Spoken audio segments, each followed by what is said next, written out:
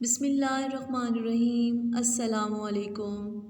फ़ैल्कन house grammar school campus 9 से मैं हूं आपकी उर्दू की टीचर मिस कमर। क्लास 5 स्टूडेंट्स, कैसे हैं आप सब? दुआ गो हूँ कि अल्लाह ताला मेरे तमाम स्टूडेंट्स को खैर आफियत से रखे, आप अपने घरों में महफूज रहें। आमीन सुम्मा आमीन। बेटा, ये आपका उर्दू यूनिट है और उर्दू यूनिट में आप तमाम बच्चों को खुश आमदीद कहती हूँ और जल्दी से अपनी उर्दू की किताब कंदील अलग लेकर आइए। आज सबक हम नया शुरू कर रहे हैं और नया सबक शुरू करने से पहले आपको एक तस्वीर दिखा रही हूँ और आप मुझे बतलाएंगे कि क्या आप इस जानवर से बाखूबी वाकिफ़ हैं। जी, मेरे ख़्याल से आपने इस जानवर की तस्वीर देखी होंगी और या तो आपने इसको टीवी पे ज़रूर देखा होगा, लेकिन आपको इसके बारे में मालूमात कम हासिल होगी। तो आज हम बिल्कुल यही सबक पढ़ रहे हैं और इस जानवर का नाम है पांडा। तो सफ़ा नंबर 54 सबक है हमारा पांडा। जी, तो आज हम इसके बारे में मालूमात हासिल करेंगे कि ये जानवर कहाँ पाया जाता है और इसकी जसामत कैसी होती है, ये शक्ल सूरत में किसकी तरह से नज़र आता है। तो ये सब हम इस सबक से हासिल करेंगे। तो जल्दी से सफ़ा नंबर 54 खोलिए और हम रीडिंग करते हैं।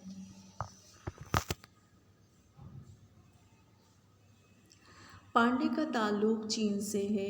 इस वक्त ये चीन के अलावा दुनिया में कहीं भी नहीं पाया जाता था।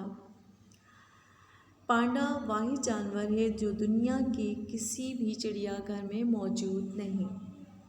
ये शक्ल सूरत में रीछ से मिलता जुलता है, लेकिन इसकी आदत बिल्ली जैसी है।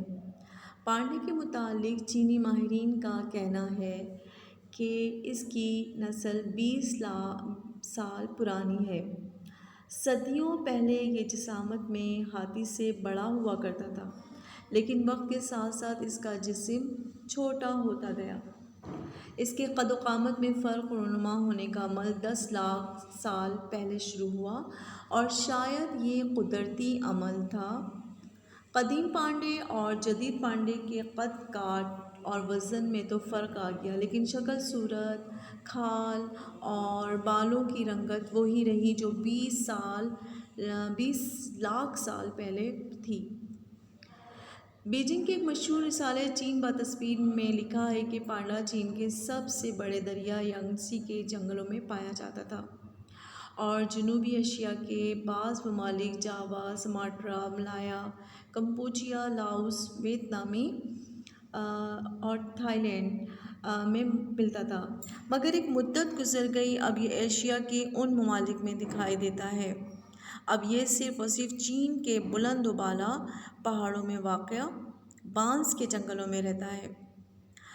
बांस के दरख्तों से उसे बहुत प्यार है। अगर ये बीमार हो जाए तो सेहतमंद होने के लिए तबाशीर, जो एक दवा होती है और जो बांस के अंदर पैदा होती है, जो बांस के अंदर होती है, उसे बीमारी की हालत में ये खाता है।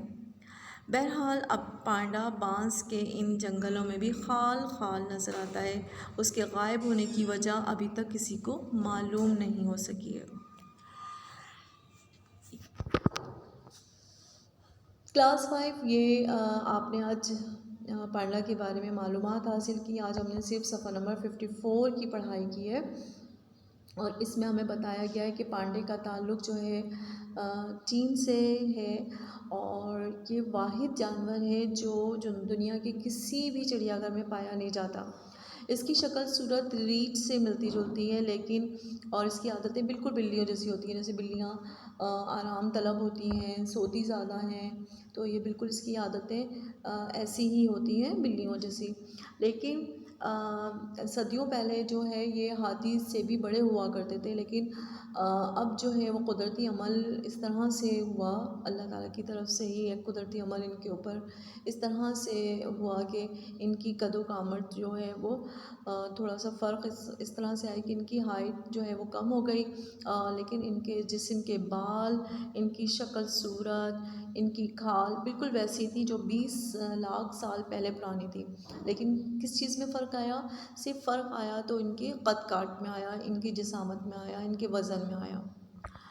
जंगलों में ये बांस के जो जंगलात होते हैं उनमें ज़्यादा पाया जाता है और बांस बड़े शौक़ से खाता है। जब ये बीमार हो जाता है तो बांस के अंदर एक तबाशी नामी एक दवा होती है जो इसको फ़ायदा देती है उस वक्त बीमारी में। तो ये बीमार जब हो जाता है तो वो उसमें से बांस के अंदर से वो निकाल के खाता है। लेकिन अब जो है वो तेज़ी से ये पांडा की नस्ल जो है वो कम होती जा रही है और ये हमें बहुत कम नज़र आते हैं। क्लास 5 आपने इसकी सबसे पहले अब क्या करना है, आपने इसी तरीके से सफ़ा नंबर 54 की रीडिंग करनी है और आपने अब जल्दी से 54 का उन्वानी सफ़ा बनाना है। उन्वानी सफ़ा आप कलरफुल बनाएंगे। अगर आपको पांडा की तस्वीर अगर मिल जाती है तो आप वो लगा सकते हैं। अगर पांडा बनाना आता है तो आप वो पांडा की तस्वीर बना सकते हैं, लेकिन कलरफुल अपना टाइटल पेज बनाइएगा और इंडेक्स बनाना बिल्कुल नहीं भूलिएगा। इंडेक्स बनाएंगे साथ साथ डेट मेंशन कीजिएगा इंडेक्स में भी, और कॉपी में जो भी आप काम करेंगे वो डेट के साथ कीजिएगा। टाइटल पेज बनाने के बाद आप मुश्किल अल्फाज लिखेंगे। मुश्किल अल्फाज की हेडिंग ब्लू से आप जैसे लिखते हैं, ठीक है, आपने हेडिंग डाली और डेट लिखी और उसके बाद आपने 10 ये मुश्किल अल्फाज लिखने हैं। आइए मुश्किल अल्फाज की रीडिंग करते हैं। पहला लफ्ज़ है रोनुमा। रोनुमा, रे वाव नून मीम अलिफ, रोनुमा। नंबर 2 बुलंदोबाला, बुलंदोबाला। नंबर 3 नायाब, नायाब। नंबर 4 कुदरती, नंबर 4 कुदरती। नंबर 5 बका। नंबर 6 अंधाधुंध, अंधाधुंध। नंबर 7 मसनूई तरीक़े, मसनूई तरीक़े। नंबर 8 तहरीक, तहरीक। नंबर 9 ओझल, ओझल। नंबर 10 महफूज, महफूज। इस तरह से आपने 1 से लेकर 10 तक ये मुश्किल अल्फाज सभी कॉपी में लिखने हैं। और आपका घर का काम होगा कि आपने सफ़ा नंबर 54 का एक पेज, आपकी कॉपी का एक पेज, ठीक है, आपने अपनी कॉपी का एक पेज खुशखती कीजिएगा। खुशखती बहुत सफाई के साथ कीजिएगा। हुरूफ की बनावट पर तवज्जो दीजिएगा। जल्दी काम नहीं कीजिएगा। डेट ज़रूर मेंशन कीजिएगा। एक एक लफ्ज़ जो है वो बनावट का ख़याल रखते हुए आप करेंगे।